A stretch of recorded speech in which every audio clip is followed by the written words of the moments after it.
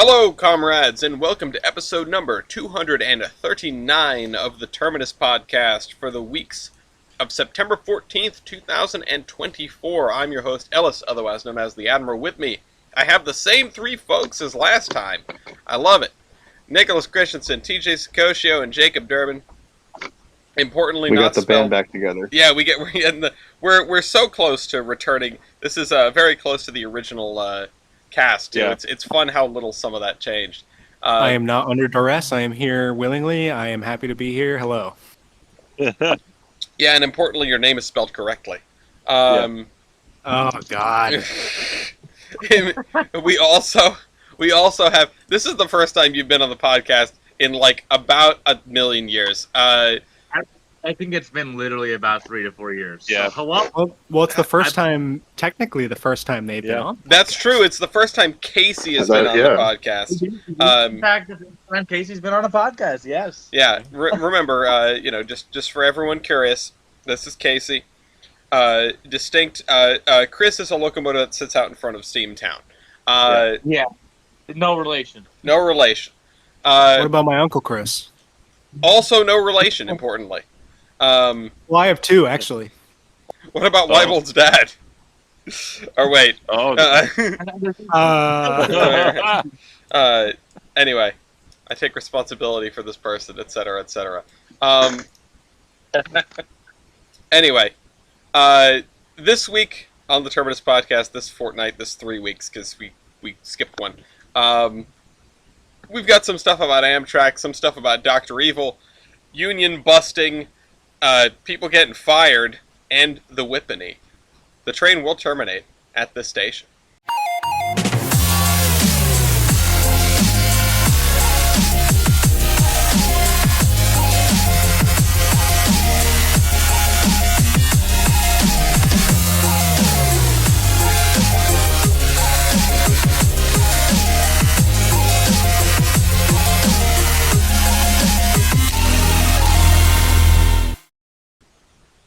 Oh, this is me. I've never done this before.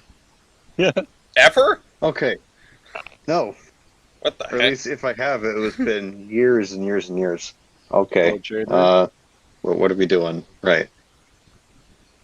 Do I just go? Yeah, just go. This I'm including this entire conversation.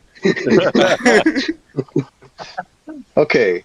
This week I was put in charge of finding a camera, or I was voluntold to find a camera. So we are in Fostoria, Ohio, otherwise known as the Iron Triangle. There are three main lines that intersect all within like maybe 1,000 feet of each other. It's a cool place. Yeah, sounds like a cool place. For the record, There were even more diamonds there at one point. There were like, I think 5 rares through there at one time. yeah, and then Jack Black showed up and mined them all. Yes. Yeah. Anyway, yeah, TJ is not here under duress. Jader, importantly, is here under duress. If Jader's good, I'm going to send him a power supply. Please. So anyway, the Class 1 Medal of Responsibility. Oh boy. Last time, just for clarity's sake, CSX had the mantle. Really weird timeline. Canadian National was the first wreck of this last set of weeks. We have a video of a truck ignoring a, quote, red zone and getting hit by a train. So just sitting in the middle of a crossing, getting hit by a train. You can't ignore the red zone. I think the Dolphins found that out as well. That was back on the 14th, so I think that was actually the day of our previous podcast, or maybe it was before our previous podcast, but we just didn't get it. Actually, no, it was the day of the previous Canadian National incident. So these two things happened on the same day, and we just missed one of them. 5 days later, we had CSX participating in a police chase. There was someone who was running from the cops and crashed the truck into the side of the moving train. So congrats, CSX, you nabbed one. The following day, Norfolk Southern had its only wreck of the period where they also hit a vehicle, a pickup truck. All of these links, for the record, are available in the cargoes document, which is down in the description. Let's see, that was the 20th. What was the next one? The next one was the 25th. This was also CSX. 8 cars derailed in Hagerstown. They just... Oh, that's the one they hit the thing. Oh, they hit a thing? Or they tipped things over? They tipped things over and they hit the bold one in the caboose, didn't they? Oh, no. Okay. Yeah. I didn't know. I'm pretty sure that's this one. Okay. So that was the 25th. We also had 2 on the 29th, one from BNSF, where a tornado attacked them and derailed some cars. Skill issue. And then one provided by Virtual Railfan, grab bag of a derailment at Tower 55. That was Union Pacific. Let's see, that was the 29th. Next up is the 5th of September, so we made it into September. There was a truck that was hit by a train. The driver narrowly escaped. This was a semi-truck. And then... this is the one I was thinking of. CSX tipped over 9 empty center beams in air. So that was also the 5th. Looks funny. Center beam string lines are always funny. And then there's the last one of the period, the one that I've been sent by like every member of my family. And I've seen like 3 different angles of this. A train slams into a tractor trailer carrying a tank. Or maybe it's not a tank, it's like a howitzer. But it's, to the uneducated, it's a tank. It's a military vehicle. So, yeah. There's, like, at least 2 different dash cam angles of this, and I think another one, it spread across the internet like wildfire. If you haven't seen it yet, I don't know how. I saw an image of the guy standing next to the tank being like, what the hell? Yeah. And the only railroad that didn't reckon this period was CPKC, so they are the current holder now. It's back in the hands of the, expected people, you might say. Again, links to all of these are available in the cargoes doc, so I'm just going to drop those all down in there right now. And I feel like I'm obligated to vote for the tank getting hit, or the howitzer getting hit, although I kind of want to vote for the string line in air for best wreck. Because it's goofy. I love a good string line. Although the fact that the UP derailment was caught on camera, caught on rail cam, is something fun as well. I don't know. Where do you guys land? What's the best wreck this time? Tower 55, hands down. Because this is Go ahead. This is like the 10th or 11th wreck that's happened there. Like, they keep sending in more trains that are improperly built. This is your own fault? Yeah. Like, come on, guys. They do it to themselves. They really do. They do it to themselves. Yeah. I also think the Tower 55. I'm going to vote for the police chase because this is one of the only times that we get to say the railroad actually didn't do anything wrong. That's true. I mean, the BNSF one where they got hit by a tornado is also the railroad didn't. I don't feel like they did anything wrong there. I feel like they probably should have not driven the train into an area where there's a tornado. Oh, it was stopped. Maybe we should have backed that shit up. I was thinking the same thing, and I just looked back at the article. I was like, 40 cars have a stopped BNSF freight train. It's like, oh, okay, yeah, it really wasn't their fault. No, but this was especially not their fault because some guy was just like playing GTA and he ran into the train.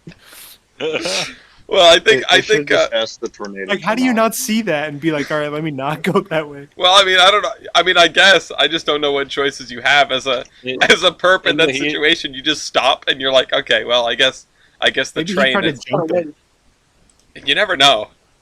Yeah. In the heat of the moment, mistakes are made. Yeah, Jimbo. All right, let me clean up the document here. I'm one for a good center beam strain myself. I think we're on the side of I'll side with Milky then. If we got 2 votes for the center beam wreck, I'll is that the center beam fall over? Is that the one in air? Yeah. Oh, all right, I'll vote for that one. Okay, yeah. The train fall down. Train fall down. Haha. Curb aboard that. I vote for that one with an asterisk that I don't believe the cop chase one was valid of being on the mantle. That's fair. That's fair. It's not the railroad's fault. Train- Uh, No. But how's everyone? Who's like sweeping sawdust off the table? Well, I maybe. was putting the blinds down. Oh my Oh, God. okay. Yeah. What were you gonna say, Milky? Gonna say, maybe in a couple of years, Timber Heretics Association down Eureka could we create a green line with their center beam car? Well, let's hope they don't. Actually, I hope Let's their not. I hope their Let's center beam not. stays upright. Oh, it will, because it's been... Okay, so there's a story to the center beam car in particular. It was stranded in Eureka, California after the NWP washed out in about 1998. Oh, What is And it was up- NWP? The Northwestern Pacific Railroad, which ran between Eureka, California and Somewhere Willis. else. Yeah, Oh, is that the skunk train? kind of. It's what connected the skunk to the outside world. Oh. Yeah. Okay. All right. I can't believe they let the skunk out. We could have had the skunk contained. Yeah. Well, don't But they worry. had- Now. They had the center beam, and they had 4 diesels up in Eureka. Still, after 26 years. Pretty much abandoned. Like, no one really had a ownership claim of the freight car anymore. Because BN obviously didn't want it back. So it sat there for 26 years. And at the last second, they got offered it. It's just The scrap company was they're going to tear up the whales that it's on right now. So they got offered it. They're like, hey, you're a train museum in Eureka, California, or near Eureka, California. You want this? oh, so they Yeah. didn't need to like truck it out of there. It was already They in their did. neighborhood. They did. They did need the truck it. Oh, they did. Oh, damn it. Because the tracks aren't Osaki in runnable condition for a train between Eureka and Pomona? Yeah. What the hell? So they got all the donations needed for that and managed to get it done. So now it's at their museum. Congrats to them. And these are Wow. people that you're familiar with, right? This is why it's up here in local service, of course. Yeah. I added to local service because I know someone on their board. Cool. I figured that was close enough to the heart that I could talk about it in detail. And also kind of tentacularly talk about the Eureka GP9s as well. And where are those? Or, well, what are those up to? I don't really have an article on it. There really wasn't an article made for it. But it did happen. So, up in Eureka, California, and I saw this a couple of years ago when I went up there, and I showed the photos with this podcast. They had 4 SP GP9s up there. Mm-hmm. They had 3 that were Weger GP9s, just run-of-the-mill SP, and then 1 that had torpedo tubes. Oh, okay. Can you guess which one got saved out of all 4 of them? Was it the torpedo tubes? one? Torpedoes. Yes. Yay! Yay. And the other 3 are going to become back to Earth. Damn. Yeah. They're returning So- to the razor blades from whence they came. Yeah, so the owner of them decided to, scrap the 3 other ones and keep torpedo tubes. Interesting callback to what I would have done too. If I was it's owner. at least he has good taste. And all 4 of the engines were owned by our favorite diesel locomotive leasing company, BugX. Oh. Yeah. Oh. So, But you Yeah, said that- we're that's owned by the leasing bugs. company. oh, they are. They are. Oh, I think there's a rat in there. I don't know if it's just bugs. Yeah, I Bugs, think rats. the rats can be yeah crazy. the the disease of bug X continues. Just What I they mean, don't tell you is that's the a bit bug X is controversial. rad roaches. They're my favorite parking lot, honestly. Bug X. Damn. I really look forward to their auction. What about a good old Larry? What do you have Yeah, against good old Larry's Truck and Electric? I don't have anything against them. They didn't. They haven't wanned me. Bug X has. That's right. Gotta look out for Uncle Larry. I mean, he bought the electric company, so Yeah, Me in kind Monopoly. of based actually. all he needs to do is get the waterworks. Yeah. All right. I don't want to linger for too long on the articles. So Milky, do you want to just run through the other two you have, and then TJ, you have one Okay, as well. Sumter Valley Railroad is repainting some of their rolling stock, and they hope to have their platform extension done before next year. And Okay. McLeod 25 is back Yay! after a 1472. So, woo! We have a steam engine that runs on the railroad that has like 12 of them now. They've been accumulating things. Yeah. This will make a fine addition to my collection. My other favorite parking lot, the Oregon Coast Scenic Railroad. Well, it's still better than Scenic parking lots. yeah. Yeah, scenic parking lot. I mean, Every they good they scenic won something, railroad. so I guess it's in parking lot. They do won something. Well, you gotta exit the parking lot sometime. Yeah. Anyway, how about the opposite of a parking lot? How about a place with no trains at all? TJ, you have an article about the Mid Coast. Yeah, so I just wanted to give a little shout out to this article written by the sorry, I have to open the link. That was done on the wrong part of the doc. By the Press Herald by Laura Sitterly. She interviews a volunteer slash sort of friend of ours named Ed.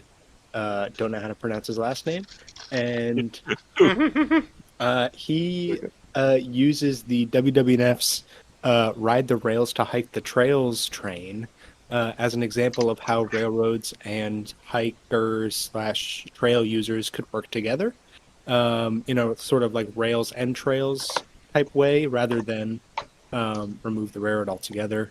Mm-hmm. They talk about their collaboration with the Nature Preserve in Trout Brook and about how the railroad parallels the hiking path and it's safe and people use it still and the train gives people who don't normally have access to the nature access. It's just a nice article and Ed is a good advocate for for the cause. So Yeah. read it if you can. Thank you, Ed. Yeah. Yeah, that's going to be in the Thank you, cargoes Ed. as well, just like everything else. But of course, that's our local articles aside. We could go on many a diatribe about the WWF. I know that there was a lot of stuff that happened today around here. There was stuff up at the WWF. They had, I think, a boiler out. There Today was was a volunteer recruitment day. okay, volunteer recruitment day at the WWF, And they had a special consist with an old boiler on a flat car. It's like there's like a very oh, famous image of 10 hauling a boiler on a flat car uh, from a few years ago, probably almost a decade now. gotcha, And that's like my favorite load that they do. cool. Yeah, it's very cool. Yeah. Yeah, Love to see it. we could go on a diatribe about the WWF, and there was stuff going on at Essex this weekend. I know that Heiss was down at the East Broadtop playing guitar today, and it's been a very very busy weekend in preservation. But what I want to hear about right now is the busy weekend that's been going on at Jader's house, because I've seen some awesome photos of some MPL equipment that you've been working on for Agili's, and I know that you've got tons of other stuff in the chamber. Oh, yeah. To put it shortly, business is booming. Like, holy crap! I when I started doing this, for money, I guess I wasn't expecting to have so much stuff going. That yeah, my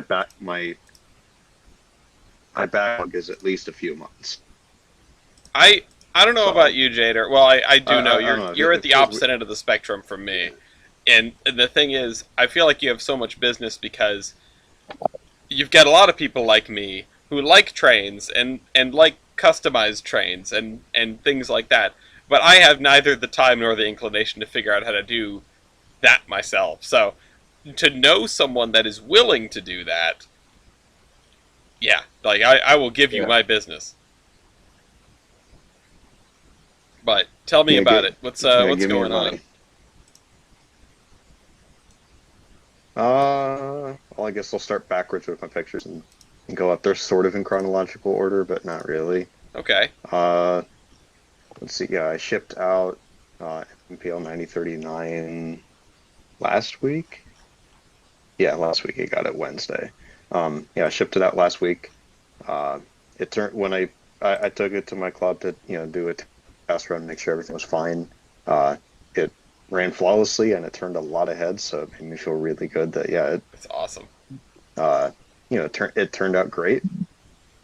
And I got 3 more MPLs to do for now. I'm sure there's going to be more. But I'm really happy with how that turned out. Then, like, what? Last week, I think. Ryan sent me a couple to work on. There's a second JS Mikado that's basically done at this point. I just have to add all the funny sounds that he sent me. Still haven't messed with it. I'll get to it. Ryan, you're a good dude, but chill the fuck out. I will get it done. Be more chill. Be more chill.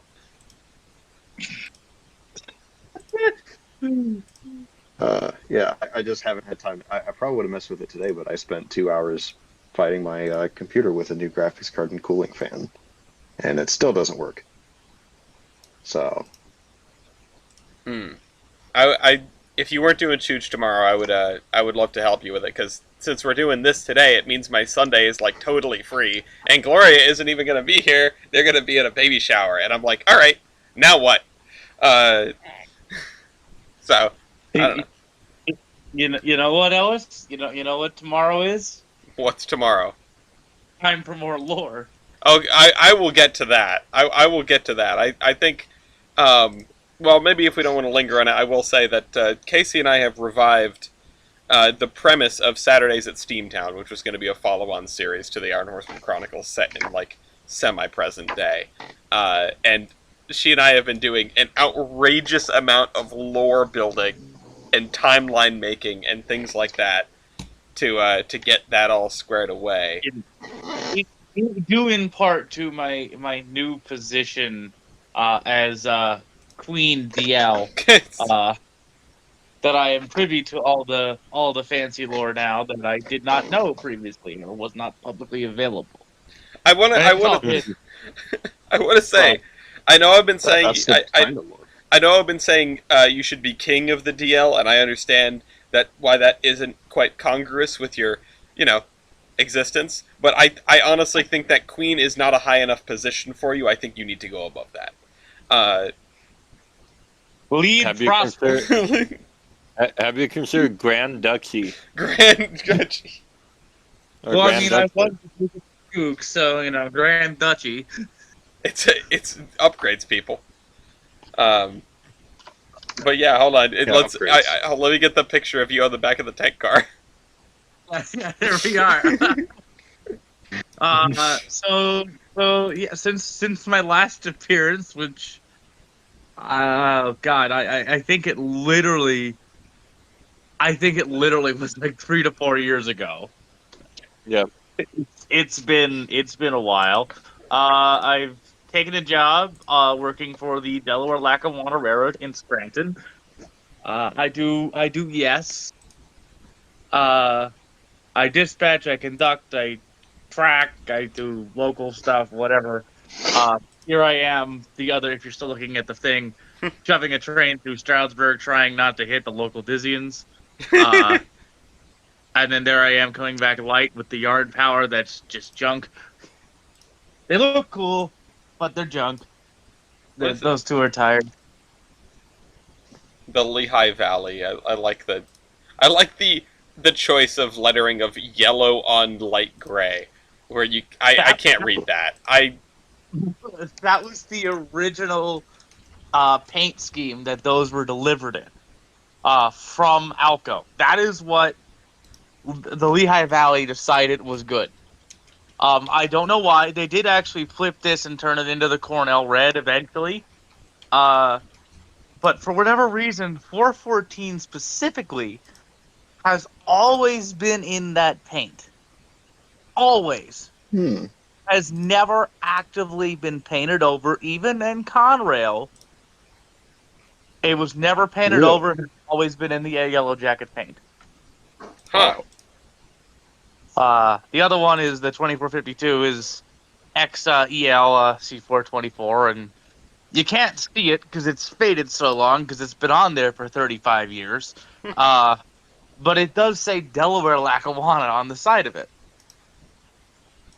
You know, it spent some time up in Canada and came back down. And then I don't know if you want to show the photos of me now, you know, on the bottom there, but if you want me to dox you, yeah, I can. Yeah. Yeah, go ahead. I mean, it's whatever. You're a lady now. I am a lady now. Chris is an engine at Steamtown. There is no relation. He sits outside of the office and sits there and kind of watches guard, like most everything at Steamtown. And then I built a little shelf, the small one, and got a new TV on my wall, and I'm going through my apartment, and yeah, things are looking up and up. That's good. I don't have any other notes. I'm glad you got positive vibes upon your return. Is this, just to come back around to it because it has to be done, of course. I didn't get to finish the Jader update. Is this Pullman one of the ones that you have assembled? Yes, that's the first Pullman I've built out of the 11 that I got from that estate. Damn.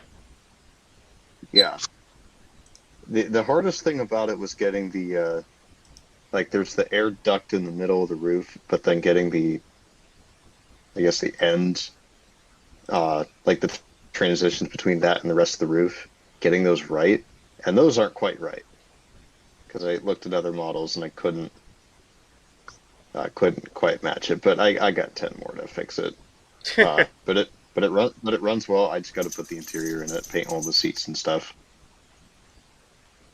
They are those kits are. I mean, even if you have just basic tools for it, those kits are genuinely fun to build. Yeah. The thing that I've been watching some of the things from like Adam Savage's YouTube channel lately, and he talks about when you're learning to make stuff, just do it, like make one thing 3 times. And I like the thought of like, okay, yeah, I've got 10 more of these to get it right, so I don't have to make this one perfect. Yeah. So yeah, hope that's good. I look forward to the rest of them. If you want to really quick, what's up? Jader, have you worked on that F&C kit you bought by chance? I haven't done much to it because I was thinking about it, I think on my way home from work or something a couple of weeks ago. How do I power the thing? I want to run it. Yeah. And I haven't been able to figure out how I want to do that. And the instructions are kind of not great. Yeah. I don't know if the kit you got is the same way, but the instructions in mine are kind of they're not very helpful. No, so the kit that I bought, someone on the internet has already struggled to build the kit that I bought. So posted like a very in-depth tutorial, and like they told you like, oh, there's whole aspects of the kit that you should skip. Like, apparently there's like a whole brake assembly on the boxcar kit that they don't even include in the picture on the box, but it's in there. Put it together yourself. And it's like, well, Huh. they don't show it on the box, and it's not that important. So if you don't want to put it on there because it's kind of a pain in the ass, don't put it on there.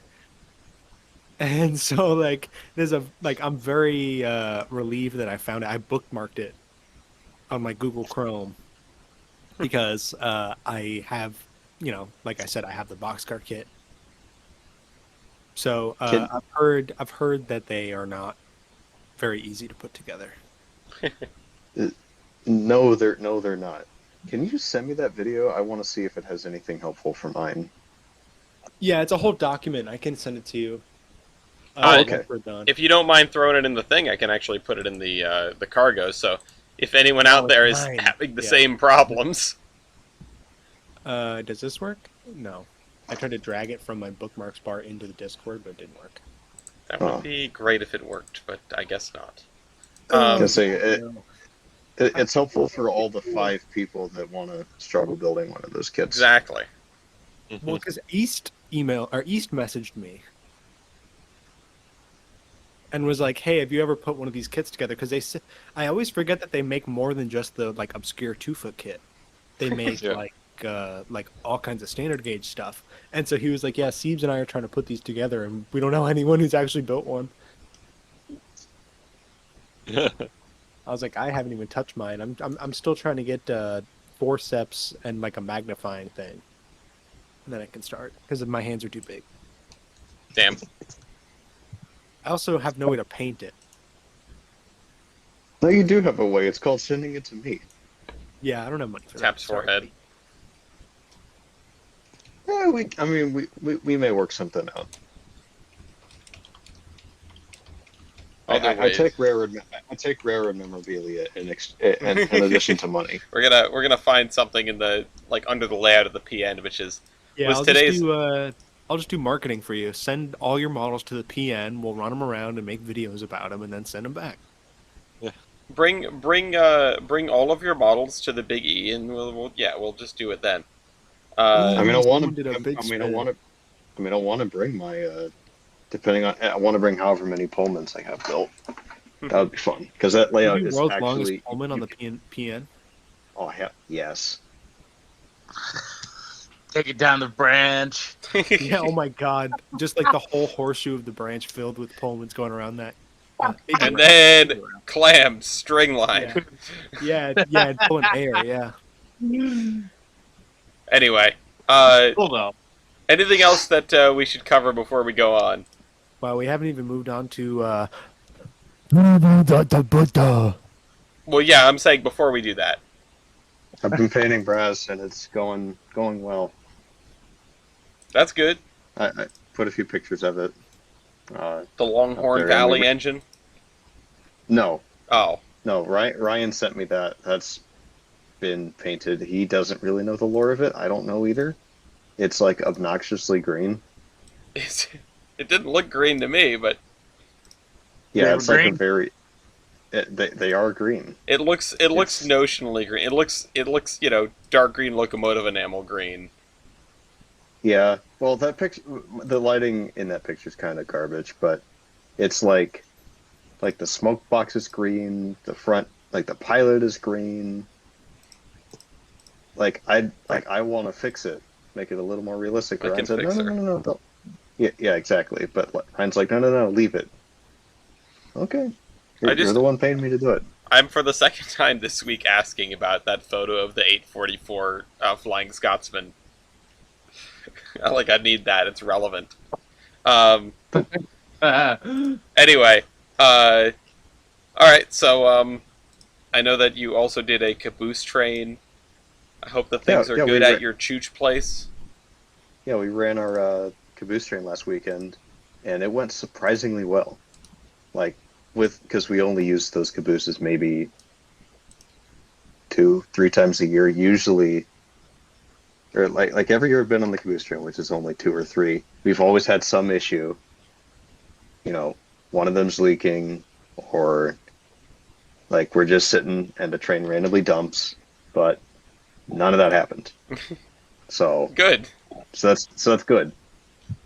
They behaved. It's the worst feeling when you're just sitting and all of a sudden the air dumps and you're like, why did this? What happened? Now I gotta go Yeah, fix. just yeah. Eventually, I mean, hopefully, eventually they all look good. The but- cocktail. Oof.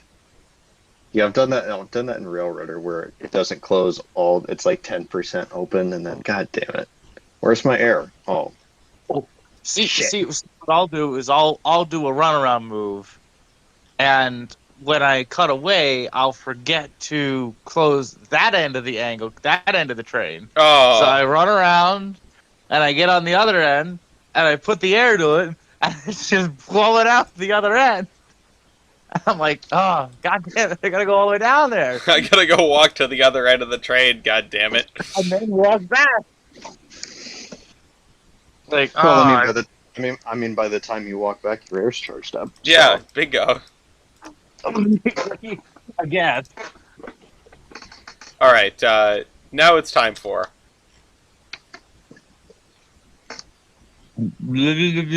Yeah, you know, if I edited, I would just have that as a clip. If I ever include a soundboard on this server, it's going to be exclusively for me, and it's just going to be things I need for this podcast. It's only going to be enabled in this channel. Yeah. Well, no, it's just because I'm the admin. I can use it anywhere. You know, that's one of the perks. Not like I would set it up that way, but just like that's the fact of the matter. Like I can make a thread in any channel, even the ones no one should be able to make threads in. You just have a permit that says you can do whatever you want. I do. Well, I for a while was trying to toss around ideas of how to make, because we have a bunch of DM groups, and some of them I'm concerned that they will outgrow DM group size, and it's like, okay, but if these people don't really feel like interacting with the server or whatever, and they're not in the server, it's like, oh, what if I made like some private threads in the foam pit? And it's like, okay, yeah, because I can do that, nobody else can. Anyway, yeah, it's time for Locomotive Versus. This week, in one corner, we have Canadian Pacific 2317, which is the Pacific at Steamtown, not the big one, the other one. And in the other corner, we have Reading and Northern 425. So, I grabbed the links for both of those. Casey, you picked this. Do you want to represent one of these locomotives?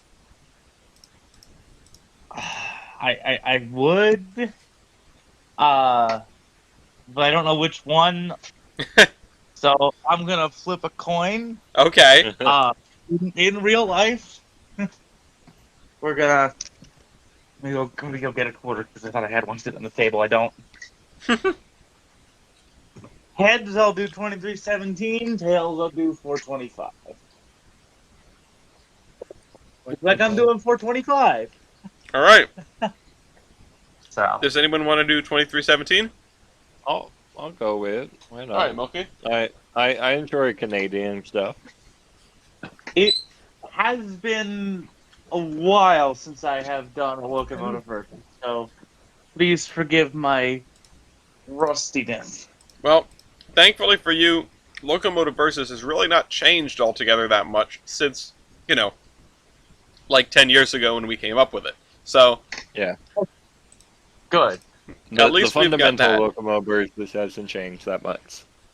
The question is, Okay, which we shouldn't class lie. is 2317 of all the things on this page? That is a grand old question that I will find out. Let me take a look because I think I might be able to help. No, uh-oh, she's gonna be cheating. 2317, it's a G3A. It's a G3A, Milky. Yeah, Um, it's G3. I was just looking at the top. I didn't look at any of the specs. G3.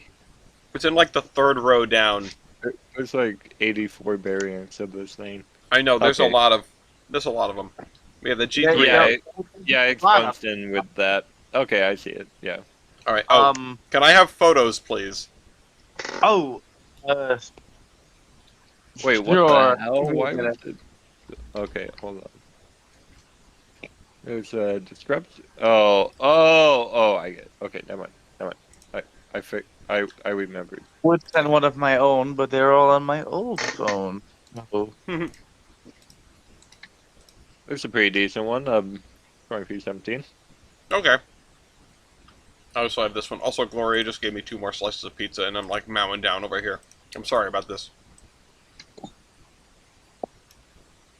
I mean, you gotta eat. 2317 when it was in Steam. Cool. That's probably taken a couple weeks ago because it's literally sitting there now. It's blue. It's Nice. so freaking blue. It's a really nice blue. It is actually via the DuPont codes, Baltimore, Ohio, royal blue. Really? Nice. That is the exact shade of royal blue that the B&O used. Huh. I love that. So I Get your like phone 425. I love it even more now. I don't know how I feel about either of these locomotives, I'm going to be honest. I've never been a big fan of 425, and I've never been the biggest fan of 2317 either, because I sort of like made my choice of Steamtown locomotive, and it was not that. I've always liked 2317. It's a nice, good mid-sized engine. But Casey, I will let you go first, as you have not played in a very long time. Okay. I was hoping to go the other way around so I could lead by example. Well, don't worry. All you have to do is pick a stat. Oh, what is the engine wheelbase? Engine wheelbase. 34.5. I am 33.08. Okay. Wow, that's actually closer than I thought. Okay, It's pretty I'll take close, and Casey gets the point. Okay. Point means I go again, right? Sure does. Yeah, that's right. Okay, it's Uno rules. that.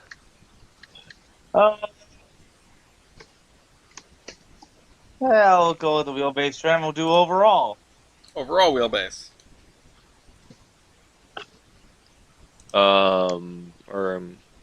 I don't have one. What? All right. Well, What do you mean you don't have one? No, you can verify this. I have verified it, and you do not have one. It's just missing Yeah. the stat. What the? Why? Oh. Casey, I need you to do me a favor tomorrow. Okay, let me go get the stick measure. Go across the street. Before we sit down and do lore, I need you to go to work. Right, sorry, I'll just stop into work on my day off. Yeah, that's what you want to do. Yeah. Okay, then in that case, well, let me just ask, do you have any tender stats at all? I have all of them except for that one. Why is it always overall wheelbase? Yeah, no, I can confirm that is the only thing Milky is missing. Okay, that's a weird one to It's the leave, same but in thing. that It's the exact same problem with Little River 110. We had everything other than overall wheelbase. In that case, then I'll do weight on driver. Okay, my weight on drivers is 181,500 pounds. 129 on the dot. Holy crap, you're small compared to that engine. Okay. Yeah. 425 is a little itty bitty thing. I didn't realize it was. I knew it was kind of small. I didn't realize it was that small. Now I want to see 425 versus like 148 or something. Because small Pacifics. All right. Well, you go again, Casey. Okay. Total engine and tender weight, I guess. Yep. 477,000. 395,000. All right. That's 3 points for Casey. Okay. Tender fuel capacity. Okay. 12 tons. That only has 12 tons? Oh boy. Somehow. I have 18. What?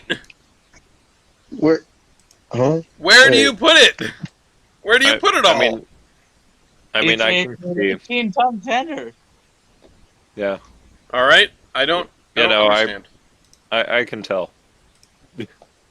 Yeah, I mean that tender looks like it is mostly coal, which explains why Yeah. they need the oxy back there. It's also just kind of a small tender in general, though. That's what's throwing me. Well, the ox gets used in the ornate excursion just because of the length. Honestly, the length and the size of the train. So, Hmm.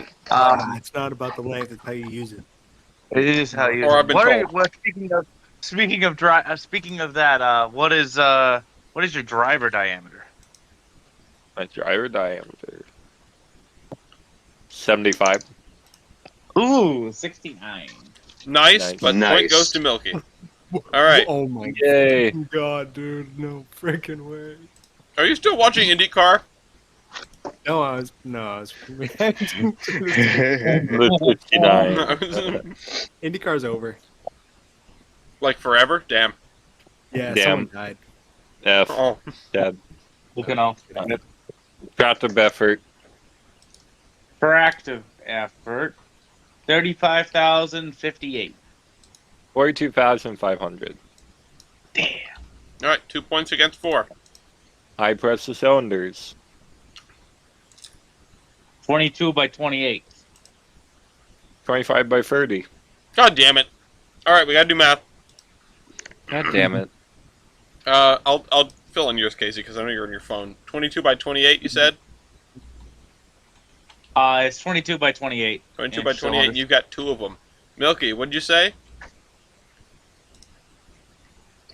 I said 25 by 30. 25 by 30, and you've got 2 of them. That is overwhelmingly in favor of. Oh wait, sorry, no, both of those were lower, or both of those were higher. I don't know why I thought we had to do math there. I just brain no compute. Yeah, no, you blew them. You blew her away, Milky. 3 points. Yeah. I was thinking the same thing, but I was thinking it. Yep. Sorry, brain no work today. I'm like, oh, both of mine are bigger. I should be fine with this. That's why I thought it was a safe call. Borer pressure. 210. Balls 200. What? Okay. Ooh. I thought that was a 220. I did not expect that at all. I Yeah. could have sworn it was 220. Okay. Maybe they upgraded. So,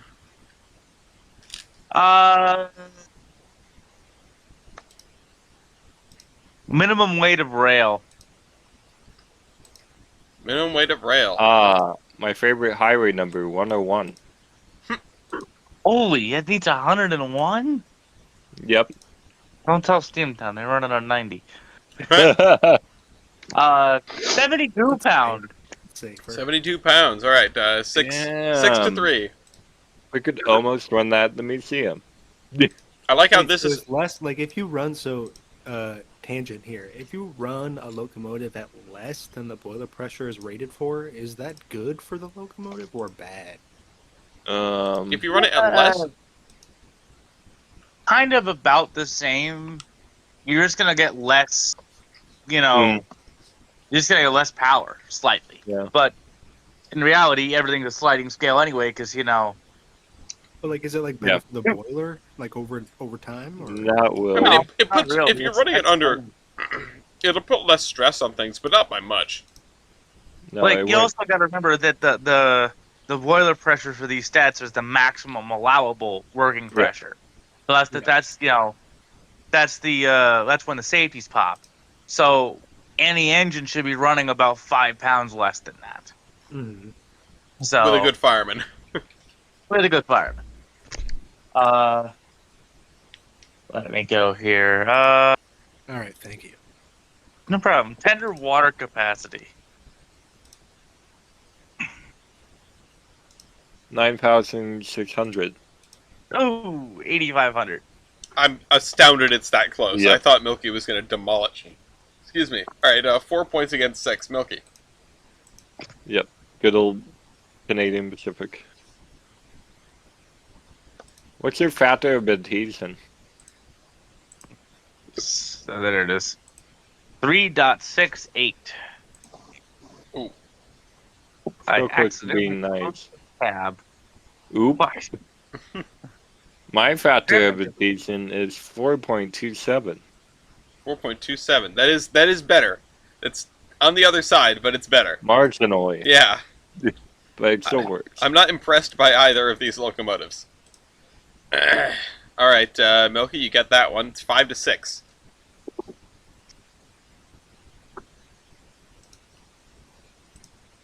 Tubes. The tubes. Where are they? I have 174 2-inch tubes. 174 2-inch tubes. Okay, Milky.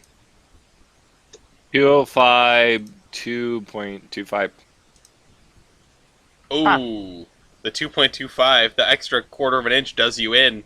I think I know why 425 has the slightly smaller tubes, but I can't say right now. 7 points against 5. Casey, your go. I think you're wrong on that, but I'm gonna go with firebox area. Firebox Firebox area. area. I was thinking about that one. Because Uh, mine is a little bit different compared to the rest here in my rows. Uh-oh. Mine Oh? is 297.60. Wow. That doesn't make The silence sense. is deafening. Does that include siphons? The firebox? The firebox area might. I don't know. I don't know how they. Mine. I don't know how they calc I think- firebox area. I assumed it was just the surface of the firebox. Mine says it's 196, and that also seems wrong because there are siphons in there. Well, Yeah. I don't know. Firebox area is firebox area. I don't know if the evaporative heating surface includes that. I don't know. Firebox area includes that. I don't know. I know we've had to calc it before, but why are you saying it seems low? It seems low. Oh, okay. Yeah, no, it probably doesn't include the siphons then. Yeah, mine seems low. I was figuring. I don't know. I don't know. Something seems off on that. Well, Milky gets that one. And to explain the tubes thing, because we have plenty of stats that talk about your surface area, like the evaporative heating surface and combined heating surface, etc. I give the point to smaller tubes and smaller flues as a measure of space efficiency. Okay, You fit that's fair. you fit more tubes in there, and it also, it's a balance thing. But anyway, it's 6 to 7. Milky. Alright. Great area. 54.2. I guess square feet. I believe is what it is measured in. Yeah. Mine is 65, even. 65 even. Wow. It's 7 to 7. 23-17 has tie the game. Evaporative heating surface. 2,697 square feet. 3,530. Yeah, this is where it goes. This is Superheating surface. uh-oh. Superheating. Yep. 620 square feet. 803. Ooh. Okay. Combined heating surface. Uh-oh. 3,317. 4,333. All right. Evaporative heating surface divided by cylinder volume. 218.91. 07.16. Whoa! Both above par, but Milky, you just lost that, didn't you? Yeah, I Yeah. wondered. 8 to 11, 8 to 10. 8 to 10. Casey, you get the point on that. It's close, but Milky, the fact that your cylinders are huge has done you in.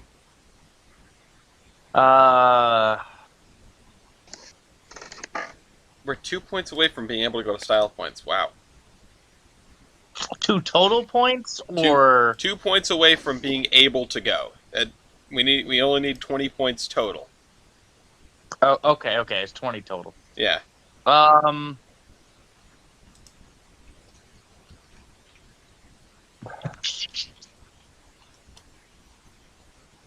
How many of yous were? No. Thinking emoji. No. Canadian Pacific I know intensifies. the answer to that one, and that's not a good one to ask, you moron.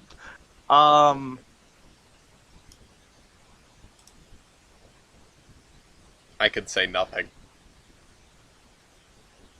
I can say nothing. I had both the sheets open, and I can say nothing. I'm thinking it's like I'm trying to get an edge. I'm trying to think. I've got a timer out.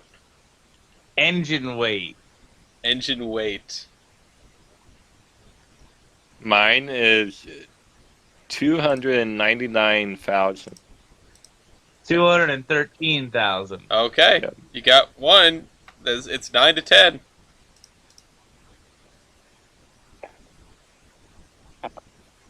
Oh, I gotta think of the one I can get. I don't know, Casey. Yeah. I don't know. I'm thinking.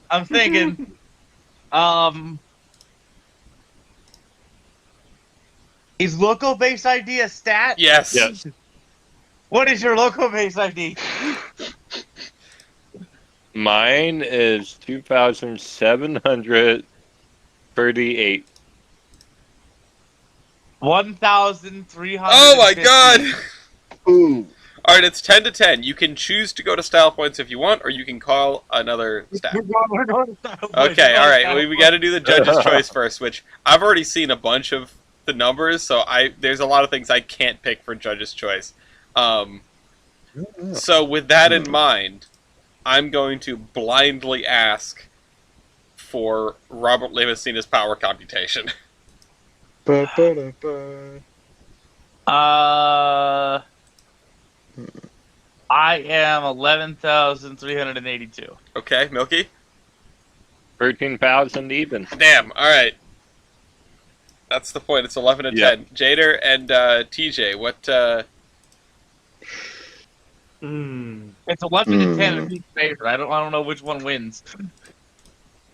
Is it the lower number or is it the higher number? It's the We're not higher playing number. all. It's 11 to 10 in the favor of Milky. Okay. Which one's Milky is 2317? Yep. Yes. I mean, I've been behind 425. Mhm. So I'm gonna have to go for that. I'm asking you for your judge's choice, not yep. your pick. Oh, well, that's my choice, but I will give you a stat. Hold on. Nice.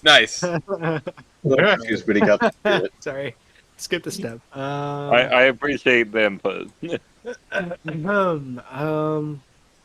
Let's see. Did we do Ellis Temelio's whatever? No, we can do some Right. quick maths. Weight Yeah, on let's drivers say divided by 49. engine weight for the both of yous. Weight on drivers. Yeah, I'm making you do math. You can also use the calculator. There's one in the local Royale linked sheet here. So wait, you said what's the first one? Engine wheelbase? It's weight on drivers divided by engine weight. Weight on drivers Okay. divided by engine weight. It's a measure of how much of the weight is on the drivers. It'll be expressed as a number between 0 and 1.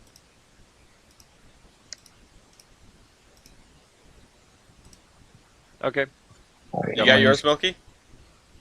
Yep. Alright, hit me. 0.61. 0.61. That seems fine for a Pacific. Seems perfectly normal. Mine is, if I did the math right, is 0.60 and then 563 bunch of Okay, different numbers. hold on. I think that we'll have it around to 0.61. But Milky, what was yours? What was your third decimal place? 7. Okay, yeah, Milky wins. Okay, Jader.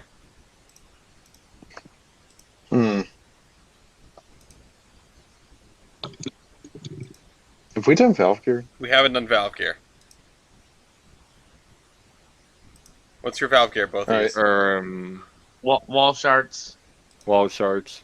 Amazing. Oh, well, oops. there were two that I looked at and I went, oh my god, Casey should call this, but she wouldn't know. And one of them is, this isn't counted, but I just want to ask you both. Casey, who were you built by? Baldwin. Milky, who are you built by? Not Baldwin. Angus works. Angus. Or well, actually Montreal. Oh, was it Montreal? I thought it was Angus. Steam locomotives spooked like 3 different classes together. Angus. Things. Well, see, I don't know what I was thinking about doing that, but I wasn't sure if it was a sure, Yeah, well, yeah. a sure win or not. Because Baldwin I on don't top. remember what it was. If Baldwin won or if Montreal is any good, because I actually quite like Montreal as a builder. Montreal's pretty But, like- good, but it's not at the top of the list. Baldwin is king. But Yeah. we've got time for style points. Casey, you're behind, so you can give me a couple to start. Okay, so Looking at these two locomotives, I already see a couple of things that jump out at me. let me pull up the picture again, so I have a frame of reference for myself.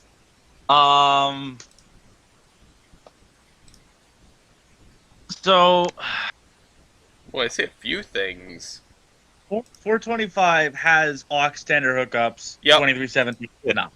Yep, you got the aux center hookups, absolutely. Take that point. All right, I gave it to you. That was an addition, but it is not. It is not new. It's okay. You use it in the condition of the photo, so in this case, you're using it in the condition of a couple of weeks ago, apparently. What 425? Yeah. Yeah. Oh no, that's not a couple weeks ago. That's a couple of years ago. Oh, okay. I thought you said it was a couple of weeks ago. 2317 is a couple of weeks ago. Oh, okay. It's currently sitting there now. Like I saw it a couple of days ago.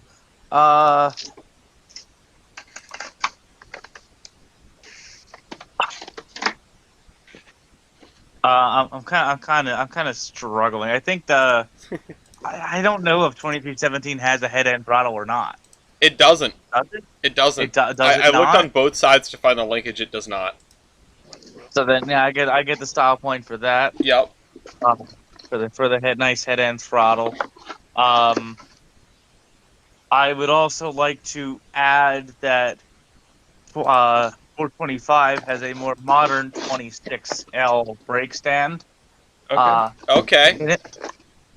I'll take your word for it. And 2317 does still run 6 brakes, as far as I know.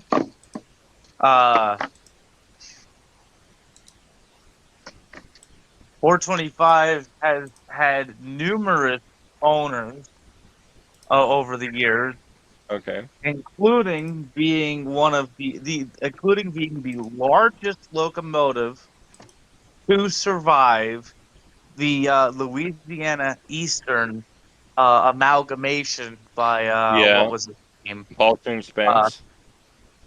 Yeah. Okay. All the guy if you never read up about him. Yeah, definitely read up about them. But 25 is the largest engine to actually survive out of that collection. Yeah. That was purchased, which included the likes of Pennsylvania Railroad M1Bs and Niagaras from the New York Central. Oh. Wait, what? I didn't know. Wait, what the hell? Did he actually buy Niagara. those? He bought a Niagara and was What? unable to move it, and it got scrapped. What? What? Well, Yeah. Wait. Oh, god damn it. The New York Central took his money and said, "We're not moving your engine." What? Wow. I never knew about this. This is Will, Yeah. and this is fucked up. Okay. I know what I'm I reading mean- about. I know what I'll I'm reading give you. about. I'll this give you a morning. point for enduring tragedy. I don't know. I don't know what to call that. I mean, I think the multiple owners point is valid in there somewhere. Yeah. However, Jesus Christ. What was the guy's name? Paulson Spence. If you just look up Louisiana Eastern, it'd be the first one that comes up. Yeah. Okay. I googled Wilson Spence and it was the first thing to come up. Yeah. Oh my god. Lay Does out 'em on working LinkedIn. with me crew count as a file point? Anyway, what'd you say, Casey? I said, does it being involved with a double header, with an engine I was on crew with? I mean, I guess loosely special event, but 2317 also definitely gets a special event point somewhere Yeah. in there. It does, I- because of the Vermont Bicentennial train. Yeah. So 425 can get special events just for everything on RNN. yeah, no, I mean, it does a lot. Trying to think of other things. Labor It's a wash. saving device. Oh, 425 at one point in time had a coal pusher on the tender. oh, Cool. Yeah, under his time on the GM&O, it was fitted with a coal pusher. However, it was Nice. taken by the time it got to Louisiana, or it was taken off to Louisiana Eastern. oh, I can't give you that then. Bummer, Why not? because it's not there now. We're taking it. Did You they take it in the restore it condition. and want it in the Yeah, tender? they should put it back. They should. What I want to happen, which I don't think will, because 425 is one of the few operating engines that ever had one. The 148 people, Sugar Express people, they got the Atlantic Coastline engine Mm-hmm. that has the only remaining coal pusher left Oh. Oh, that I now see, yes. FMW has, and FMW should give it to 425 so it can be put to use. yes, I agree. All right, Thank you, Bubble. it's 13 to 12. Milky, I want to give you the opportunity to respond. Okay, well, I pulled the Vermont Bicentennial train. I don't know if you gave that point. I didn't give out. I figured it was a wash for special events. I didn't give Because either of of you mute. points. Okay, cool.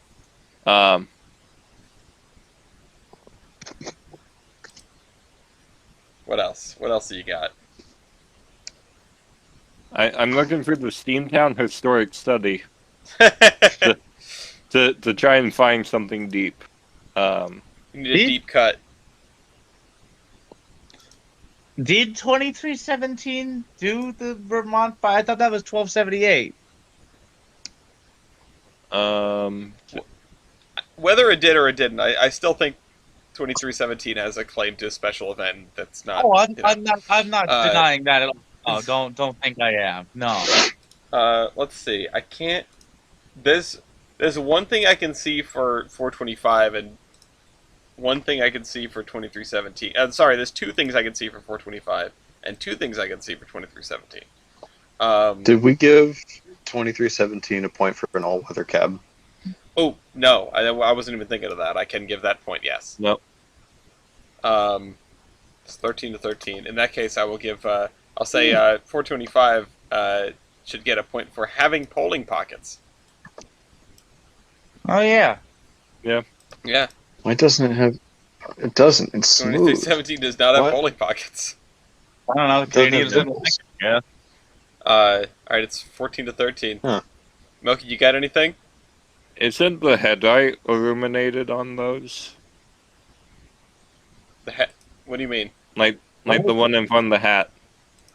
Oh, the Oh, lighted the number number. board thing? Or have light bulbs. Yes. Yeah. Okay. Although you have one and the other locomotive has two. Okay. Yeah. I see. Yeah. I see the photo of it with them. Okay, I see. They're on the headlight. I see. Which I'm surprised you don't have that. I don't know why 2317 doesn't have the lighted boards on the side of the headlight. That's a Canadian thing. They just didn't really do that a lot. Canadian Pacific was just built different. What a bunch of weirdos. All right. I mean, when they paint everything after a train that ran in 1936 called the Royal Train. I Yeah. just realized that I've been putting everything in the wrong spot in the Cargos document, and locomotive versus in the wrong place. All right, like the links were in Locomotive Versus. Uh, do you have anything else, Milky, or is this good night, I'm Royal gonna be Train? real. I'm gonna call it here. All right. Well then, 2317 has lost to the much smaller 425. Casey, I think you made the right choice going to style points when you did. I think that saved your bacon. Um, It's a much larger engine than I thought. I mean, I see the thing every day, and I know that has a larger boiler pressure, but like 425 is small. It's always smaller than I think it is. It's a nice little chooch. yeah. TJ, I know you're voting for 425 as earlier established. Yes, sir. What the heck? Who just wrote a giant plus? Jader, who are you voting for? I don't know. I like them both, but I'm going to go with 425 because it's painted in B&O blue. Yeah, there's that little fact helping you out. I am going to vote for the other one out of pity. I don't get a vote with this, right? No, don't just think just so. the three judges. If I did have a vote, I would actually vote for 2317 because I think it's a better looker than 425. I want to cover a couple of other style points that jump out at me here. 425 gets the point for being blue. It gets the What paint is wrong point. with you? Listen, I don't like it, but it's a point. CP 2317 gets the point for that adornment on the cab, and also for the whistle shield. Those are good ones. I also think 2317 has slightly more sand capacity, although 425 has better distribution of the sand. Those are the only things that jump out at me. Aside from these, both have feed water heaters. Is that not a feed water heater behind the stack? No, 425 does not have a feed water. Oh, okay. Then no, it does. It's on the side. That's right. Okay. It's one of the sides. It's not a head mount. Oh, also 425 would have got white walls for this, but either way, that's Locomotive Versus. We're only like 12 minutes behind schedule. We're doing fine. UP hasn't put us in the hole for a freight train yet, but don't worry, it'll happen. We got to do some discussion topics, and actually, I'll start from the bottom because this is the simplest one, and I have no idea what it is. Casey, what is the Whippany, and why should I care? Okay, let me pull up the document because I had it closed for looking at everything. Let's see here.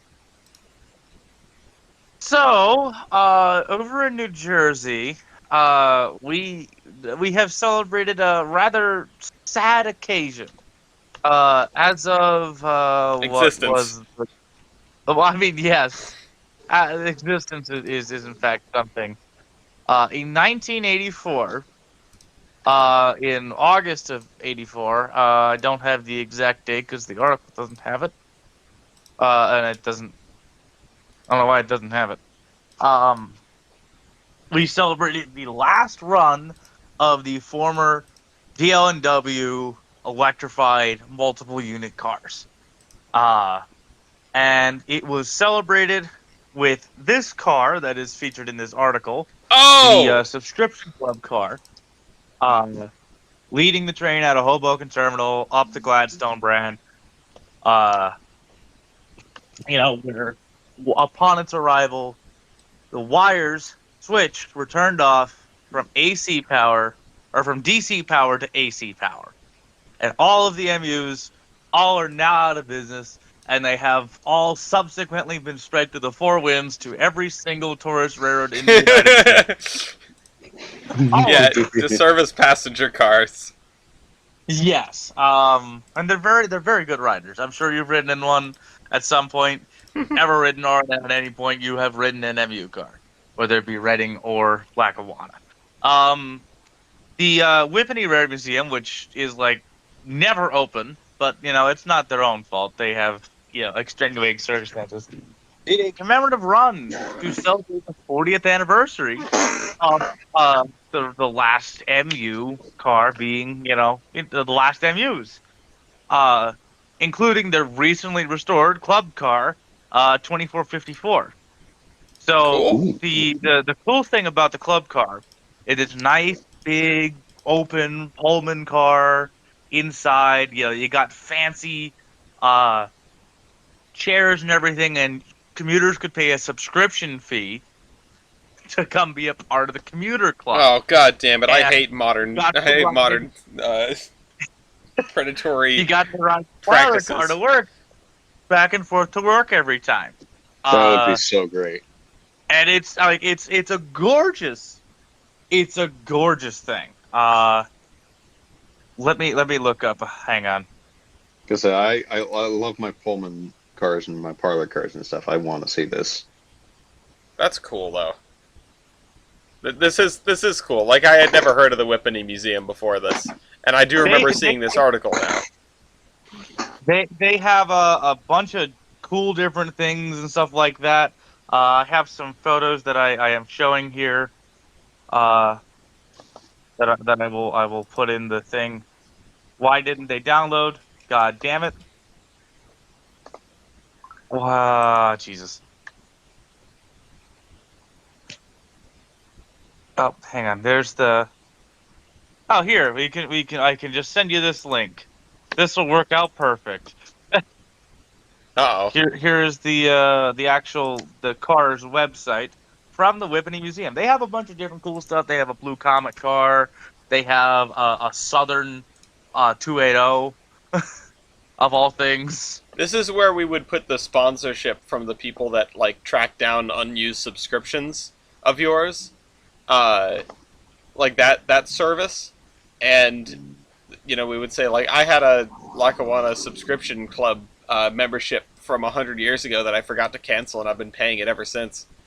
So yeah, these cards are very cool. This is the last one left, and you can see a lot of. If you scroll down that page, you can see the last run stuff, and they did the car up for the thing. They made a new banner, and they ran through it. Now, while it is not powered by electric anymore, unfortunately, Boo. it is still all there. This thing also goes into the whole restoration that they did. They did a complete ground up restoration of it, and it looks gorgeous. And I can't wait to go see it in person. The reason why I picked this article, though, is not just because this is cool, and I think it's cool to see Lackawanna MU cars getting a spotlight in more than just tourist train service. It is currently in Hoboken. Wait, what? Why? So I will try to find a link for this, but New Jersey Transit is having our railroad history past and present event tomorrow, Sunday, September 15th, at Hoboken on some of the back tracks, featuring this car. Well, As that's well kind of as some awesome. of the best equipment, their heritage units, and some other stuff from around North Jersey. Cool. All right. Well, New Jersey's doing some cool stuff. Very Then. cool. Hang on, I'm getting to here it is. I gotta go to Hoboken now, I guess. If someone could post this in the document too, this would be great. I'm posting this in the thing. Got it. Yeah, so this is what they're doing. They drug the car all the way up to Hoboken from Whippany, which is the first time a Lackawanna MU car has been back to Hoboken since 1984. Wow. Wow. It's shaping out to be a cool event, and it'll be nice to see photos of it. Unfortunately, I won't be able to go there, but it is. If you're in the area, definitely definitely go take a look and go look at the subscription car, because it is absolutely gorgeous and a stark reminder of what we've lost in commuter service. Which I think the irony in this whole event is you get to take these drab utilitarian, kind of junk cars, to Hoboken Terminal to go see the gorgeous and splendor of what we used to have. Yeah. Look what they took from us. Look how they massacred my boy.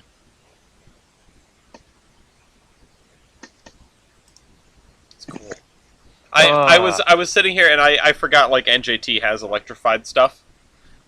Because I was sitting here going like, what do you mean they changed the wires over? What are the wires?